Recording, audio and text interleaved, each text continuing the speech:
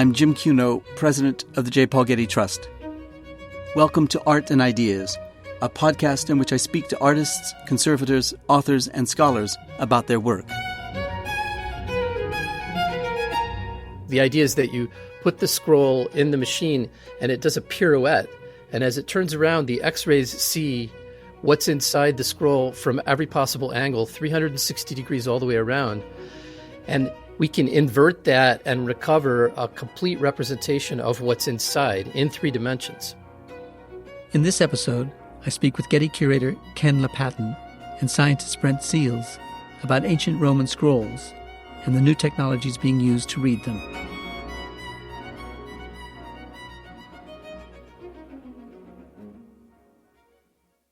Mount Vesuvius erupted in the autumn of 79 AD, destroying the Roman cities of Pompeii and Herculaneum. A large and distinguished villa, likely owned by relations of Julius Caesar, was discovered buried at Herculaneum in 1750. Among the objects found within the villa were more than 1,000 carbonized papyrus scrolls, which gave the villa its modern name, the Villa dei Papyri. Since their discovery, the scrolls have attracted a great deal of attention, as it was hoped they could be read to reveal important unknown or lost ancient texts. Unfortunately, unrolling the carbonized scrolls without causing damage to them was next to impossible. However, with the advent of the digital age, it has become possible to image the scrolls, introducing new approaches to reading them that could never have been envisioned when they were unearthed in the mid-18th century. To learn more about these recent developments, I spoke with Ken LaPatin, curator of antiquities at the Getty Museum, and Brent Seals, department chair and alumni professor of computer science at the University of Kentucky. Brent is also the director of the Digital Restoration Initiative and the inventor of virtual unwrapping. So thank you, Ken and Brent, for joining me on this podcast episode. Some of our listeners may remember that 2 years ago, the Getty Museum organized and presented an exhibition on the Villa dei Papyri at Herculaneum in Italy. Since then, the two of you have continued your work on the carbonized papyrus scrolls discovered there, applying new technologies to the investigation of their structure and content. And that's what we want to talk about today, about what you've learned since the exhibition and what you've learned about the scrolls. So Ken, let's begin with you. To contextualize the scrolls for us, tell us what happened at Herculaneum in AD 79. In AD 79, unexpectedly to the ancient Romans who lived all around the Bay of Naples, Mount Vesuvius erupted, and it was a gigantic explosion of the mountain which rained ash on Pompeii and poured volcanic mud down the side of the mountain, destroying the cities there. Herculaneum, located more closely to the volcano than Pompeii, was also destroyed and buried, but the volcano affected the site differently. It was buried much more deeply under volcanic mud and debris, and thus the preservation is much better at Herculaneum, and foodstuffs and natural products like papyrus scrolls were carbonized, flash fried as it were, and thus, although damaged, preserved. And that's what makes Herculaneum so very special. Where in Herculaneum were they found, and by whom were they found? So just adjacent to Herculaneum, which was on the western coast of Italy, was a large luxury villa that has been named after the papyrus scrolls that were found there. We call it the Villa dei Papyri. And it was discovered by well diggers in 1750. And by tunneling deep underground, they first discovered marble floors and then started extracting bronze and marble statues, digging deeper and deeper. And after 2 years of digging these tunnels and extracting artifacts that went into the royal collections of the King of Naples, they found ancient scrolls that were rolled up. And at first they didn't even recognize them. They were so blackened and charred. They were compared to a billy goat's horn or other products of nature I won't even describe, but you can imagine. Most of the scrolls are now in Naples in the National Library, the vast majority of them, but a few of them are in Oxford and in Paris because they were gifted by the kings of Naples to Napoleon Bonaparte and to the chaplain of the Prince Regent of England who became George IV. This is how important the scrolls were at the time that they were found, that they were given as diplomatic gifts.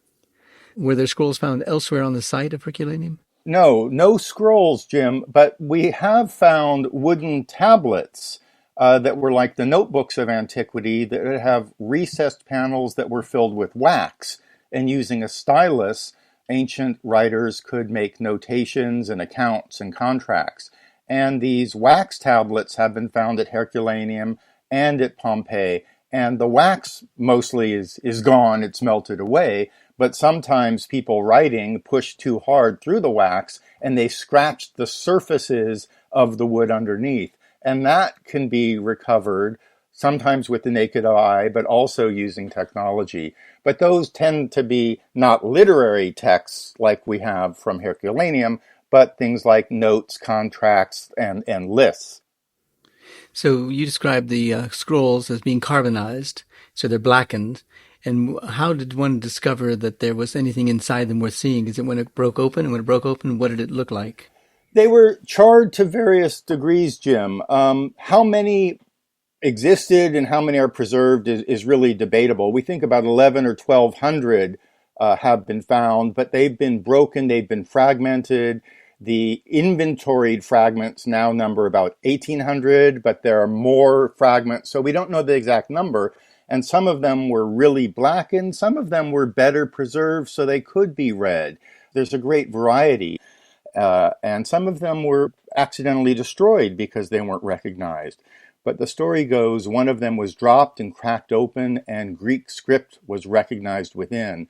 Most of them have black ink on black charred papyrus, but some of them have black ink on sort of brownish papyrus. So there are different degrees of legibility among the scrolls that have been opened. So some of the ink is visible to the naked eye, and this excited everybody greatly, and they brought them in to the king. And this started a competition among the courtiers for who could decipher and unscroll these papyri. And shortly thereafter, they enlisted a priest from the Vatican, Father Antonio Piaggio, who came down and made the first successful or semi-successful attempts to actually open the scrolls and try to read them. Some of the best scrolls were assuredly destroyed by early attempts to read them, and some of them have in fact been opened, although very badly damaged. Were they exclusively Greek, or were there also Latin? Mostly Greek, but not exclusively. There are some Latin papyri as well. And some of the Latin poetry gives us our dates, our latest dates for the functioning of the library in the late 1st century BC and even early 1st century AD. But most of the scrolls are earlier. They're Greek scrolls with Epicurean philosophy. Epicurus was a philosopher who was active in Athens in the late 300s and early 200s BC. And so there's this historical library, and most of the scrolls are by a follower of Epicurus named Philodemus. They're very important also for their ancient content. Those that have been opened have revealed texts that were entirely unknown, entirely lost. Not the great works of Sophocles and Euripides and Aeschylus, but works of Hellenistic philosophy, of literary criticism, of authors whose names we knew but works we did not have. And so that's what has already been opened, but there are hundreds of scrolls that were too badly burnt, too badly carbonized, that can't be opened. And the prospect of digital unwrapping gives us the opportunity not only of seeing what these texts are, but for seeing them undamaged without the rips and tears that have resulted from physical unwrapping. And what do they tell us about the owners of the villa that they should have such a library as that? Well, they tell us a lot. First, they tell us that the owners, whoever they were interested in Epicurean philosophy and the questions that have, I think, occupied philosophers and many of us for time immemorial. What is it to live a good life? How to live without pain, without fear? How to be happy? What is enough to make us happy? But the texts also have literary criticism in them and very recondite arguments among philosophers. So they tell us that the owners were interested in philosophy and Epicureanism, and we know this was true of a lot of wealthy Romans of the upper class during this period of the 1st century BC. And because so many of the scrolls are associated with Philodemus, and Philodemus, we know, was supported by a man named Lucius Calpurnius Piso, who's most famous to us as the father-in-law of Julius Caesar, most scholars associate the villa itself with Piso and his son of the same name, who was a high imperial official under Augustus and Tiberius. So we're dealing with Romans of the highest rank who are interested not only in governance and military affairs, but also philosophy. And the Villa of the Papyri, which is the model for the Getty Villa, also contained one of the greatest collections of art from the ancient world in terms of statues in marble and bronze, ivories, wall paintings. Now we want to get to Brent and talk about the technology that's employed in this discovery and the unveiling of the papyri. But there were earlier attempts of this in the 18th century, the 19th century. Tell us about those very early attempts. Once they realized there was Greek writing inside these damaged scrolls, they were eager to get at lost works of ancient literature, and they hoped for the great works of literature, lost plays by Aeschylus and Sophocles, the lost books of Livy. But the outer layers of the scrolls were the most badly charred. And if you think of an onion wrapped up, so they'd slice them down the middle or try to peel out the outer layers, breaking them, the layers would stick, and the scrolls would be badly damaged. Father Antonio Piaggio, they thought he'd be down for a few months. He spent 40 years in Naples, but in that time, he only managed to unscroll about 19 scrolls. There was a machine-like form that I recall in the exhibition that someone had developed as a means to unroll scrolls. Is that correct? That was Father Piaggio's machine, first developed in the 1750s and then refined over decades and then used through the 19th century. And that's kind of a bizarre traction device where the edge of the scroll would be found, and using animal glue, silk threads were attached to the edges, and then using the weight of the scroll, it was stretched just centimeters a day. This is why it took years and years to unscroll these book rolls, but he was meticulously opening the scrolls on what's, if it were a human placed on this, we'd call it a torture device. And these give us some of the best scrolls we have from the past, but in doing so, he damaged them. The layers would stick, there'd be rips and tears. Other attempts were even worse. Dip the scrolls in mercury, hoping the mercury would seep in and open the scrolls. This destroyed them. Put them in vacuums. This destroyed them. They got more and more destroyed. And Brent can talk about some of the more recent attempts, both the unsuccessful attempts of the 20th century and now especially the non-invasive attempts that he's been at the forefront of. Well, let's do that then. Now, Brent, tell us about your background and how you got interested in the scrolls. I'm a computer scientist, so I came to the scrolls from the point of view of digitization. And I think the 1990s really was the decade of transition from looking purely at chemistry, at physical process, and at photography, and moving more toward what you could do with digital methods and even non-invasive methods. Some of those researchers in the 70s and 80s were looking at a little bit more sophisticated chemical means to try to pull layers apart, usually in small fragments, and then some photographic process that would document so that the puzzle could be put back together. But that quickly gave way in the late 80s, early 90s to sort of a moratorium on the physical unwrapping and a kind of looking forward to the digital age where technology might actually be able to completely eliminate any physical handling and move toward a non-invasive analysis. And that's about where I entered the scene in the Herculaneum story. Well, the papyri were not your first introduction to the possibility of using technologies to digitize manuscripts. What were the earlier attempts that you engaged in? The papyri really are the most challenging thing because the form factor is a scroll. The material's rolled up on itself. My introduction was with codices, proper manuscripts that had bindings and pages that could be turned. And what we were doing then, this would be in the mid-90s, is that we began photographing open pages of beautiful illuminated manuscripts and then using different kinds of light sources to make those manuscripts appear differently, sometimes improving the contrast with ultraviolet or infrared light. And that became my entree with those relatively straightforward applications where you have something, it's open in front of you, and you can take a photograph of it.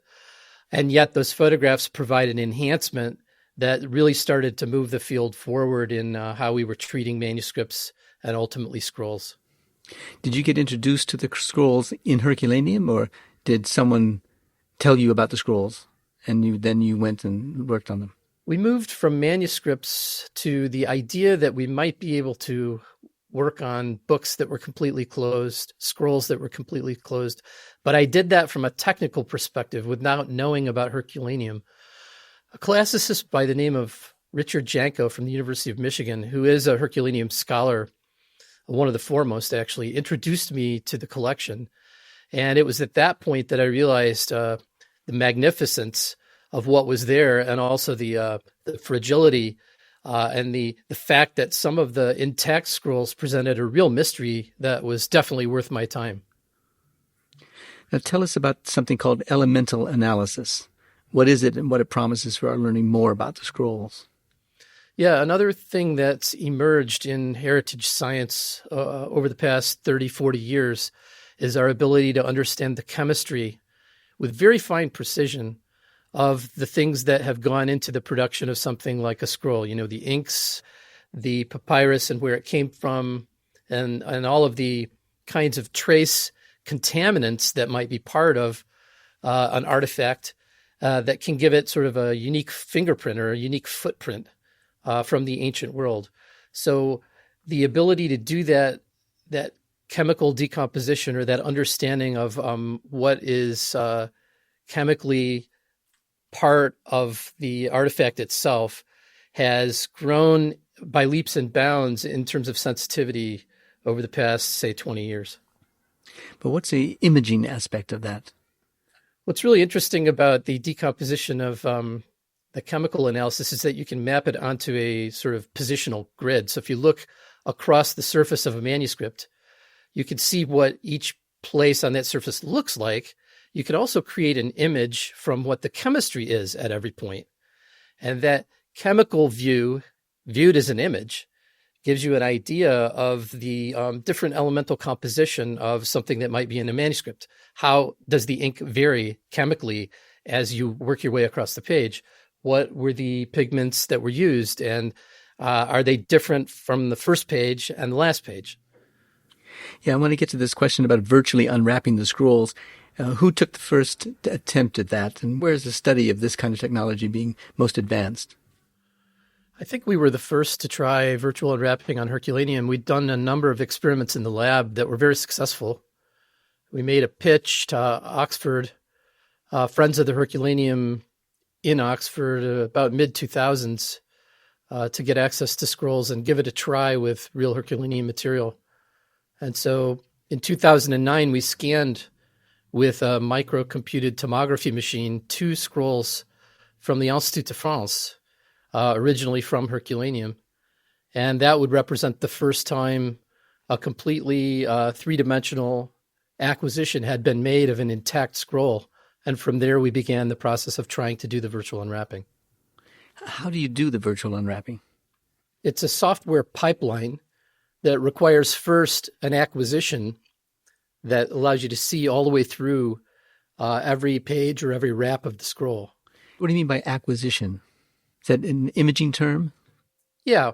The ability to unwrap something requires first some representation of it that allows you to see all the way through. And that's where the tomography gives us a digital representation all the way through every thickness of every wrap of a scroll.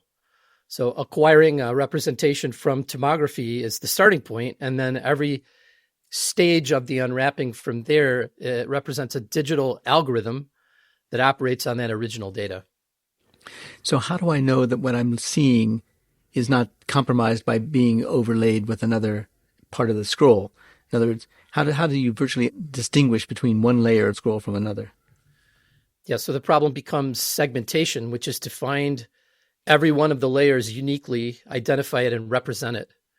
The problem is to build a representation, not unlike taking a digital photograph and finding in the photograph the things that are of interest. A head here, a dog here, a person there, a car there.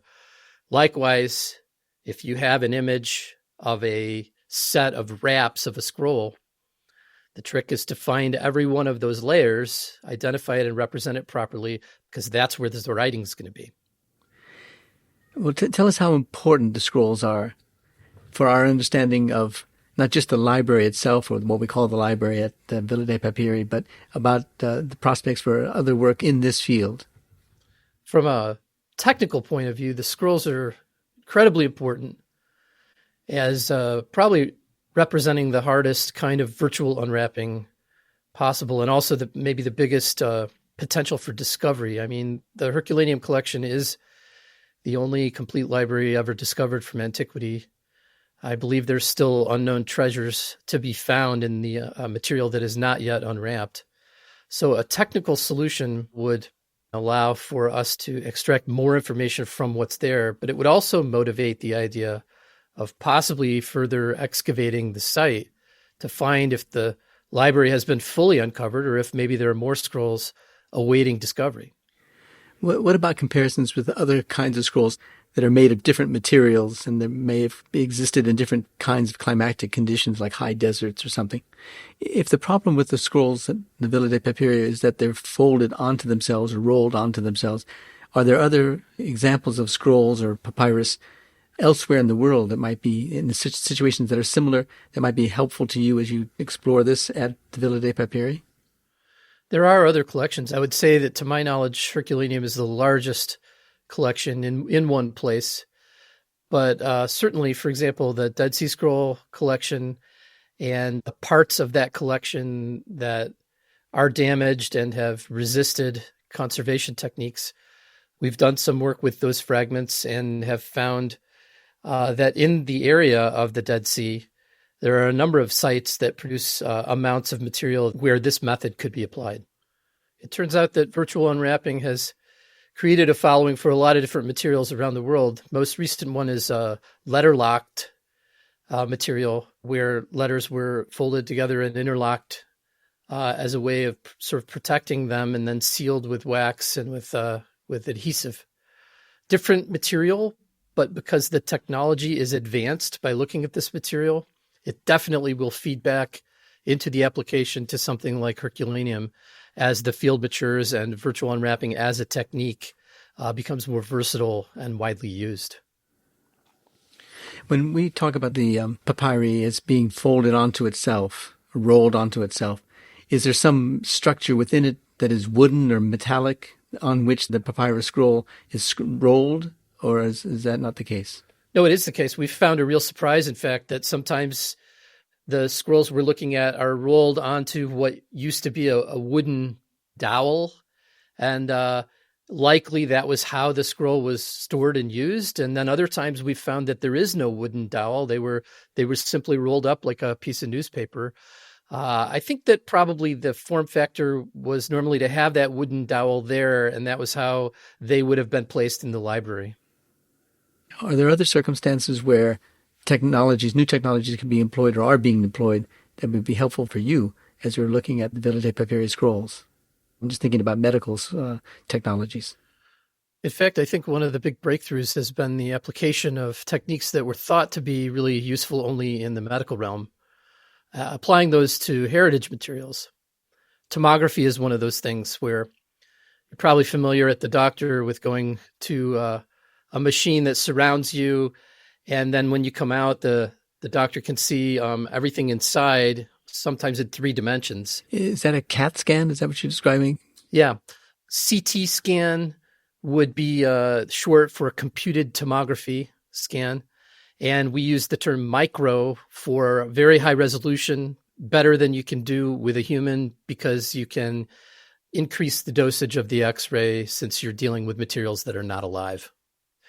That tomography system in medicine is what we've applied to virtual unwrapping for scrolls. The idea is that you put the scroll in the machine and it does a pirouette.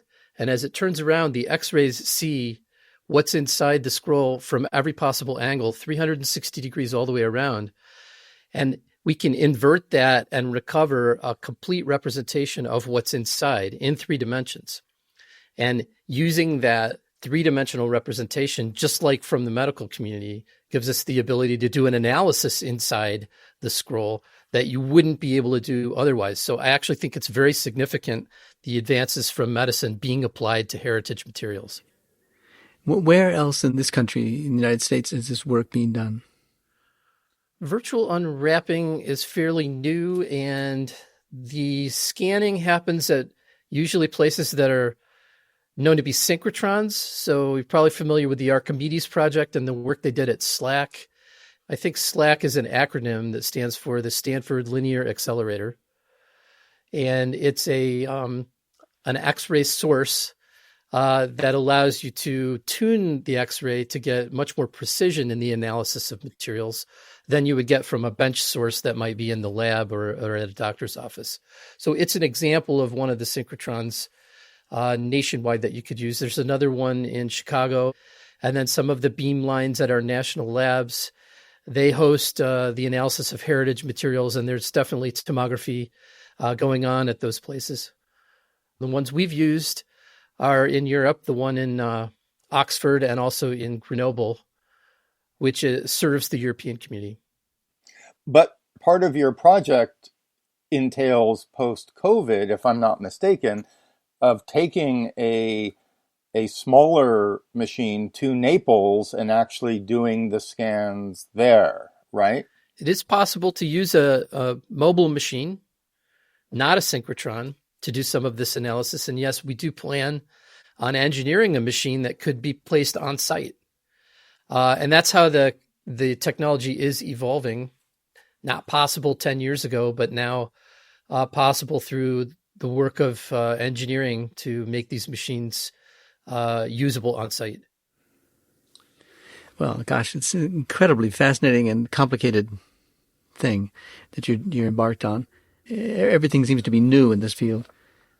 So the prospect of making big discoveries is probably fairly high.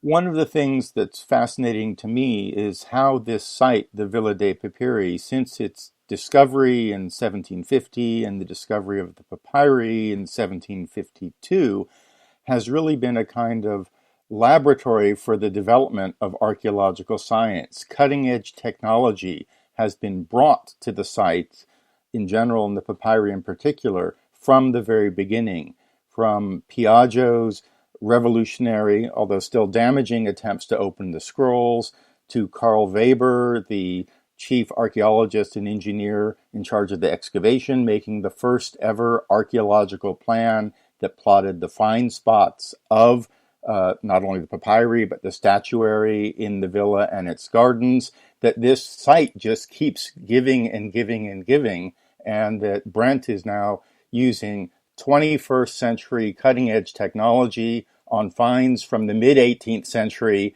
that date back to the last centuries BC and first centuries AD. So we're really using and seeing technology developing across time. There are a few clumps of scrolls that remain joined together. And when we brought 3 scrolls from Herculaneum to the Getty Villa for the exhibition with great care because they're so fragile, and with the wonderful cooperation of our colleagues at the National Library in Naples, which cares for them. And as part of the process, just to make the shipping containers, we took the scans, preliminary scans made by Brent and his team of the exteriors to make form-fitting shipping containers. And from the scans, we made 3D prints that were used to test the shipping containers. And of course, the 3D prints, modern objects, we could handle very easily and not worry about damaging them. And we discovered that 2 of the scrolls with adjacent inventory numbers that have always been presented at different orientations actually nested into one another. And this was a small discovery. They must have been shelved together in the library and preserved for thousands of years. But with the excavations, they were numbered together, but they got separated. And we didn't know that they really belonged together, nesting in one another. And that's a rather different use of facsimiles, a 3D physical facsimile of just the exterior form of the scroll. So you've been working on these scrolls now for some time, some years. What have you learned so far? What have you discovered that was on the scrolls themselves, or in the process, or that we learned about the method they employed to roll the scrolls onto themselves and then to unroll the scrolls from themselves? We think that we finally developed a technical approach that is going to let us see the text in all its detail. This is a really challenging problem. The interior is very damaged, and the ink and the chemistry of the ink is not very different from the chemistry of the papyrus, meaning that the subtle difference has to be teased out. And that's where artificial intelligence and machine learning is giving us an avenue toward being able to extract the actual text. So right now, on open fragments, we can confirm that we can see the text from computed tomography. But we're right on the verge of being able to do that for the wraps that are inside all of the intact scrolls. That's where we hope in the next year or two we'll have a breakthrough. Well, what's next for the 2 of you on this project? I have in our database a very high resolution scan of 2 scrolls from the Oxford beamline, the synchrotron at the Diamond Light Source outside of Oxford. And we feel like in that data, we're going to be able to elicit text that no one's seen before. So what's next for us is that we're using techniques from machine learning and artificial intelligence to be able to enhance our ability to amplify that data and hopefully read that text. We've been working on that for the last year. And when we're able, we're going to go back and improve the scanning method to hopefully make a breakthrough. Ken, what about you? What's next? Well, I'm very excited to see what Brent is coming up with and has already come up with. As an archaeologist, I'm interested in the whole site of the Villa dei Papyri. And as a Getty Museum curator working out of the Getty Villa, I'm constantly trying to understand all aspects of the villa, its owners, its art collections, its literary collections, the philosophical impulses of the people who lived and worked there. So as we learn more and more about the site and try to integrate these various threads, I'm excited to get a more holistic view of the lives and thoughts and activities of the ancient Romans there on the Bay of Naples. Well, thank you both for speaking with me this morning. It's been a fascinating subject, and you made it very clear it's a very important subject, too. So we thank you very much for talking to us on the podcast. Thank you very much, Jim. Thanks, Jim.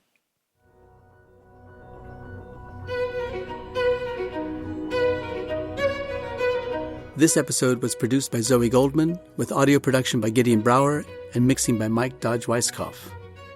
Our theme music comes from the Dharma at Big Sur, composed by John Adams for the opening of the Walt Disney Concert Hall in Los Angeles in 2003. It is licensed with permission from Hendon Music. Look for new episodes of Arts and Ideas every other Wednesday. Subscribe on Apple Podcasts, Spotify, and other podcast platforms. For photos, transcripts, and more resources, visit getty.edu/podcasts, or if you have a question or an idea for an upcoming episode, write to us at podcasts@getty.edu. Thanks for listening.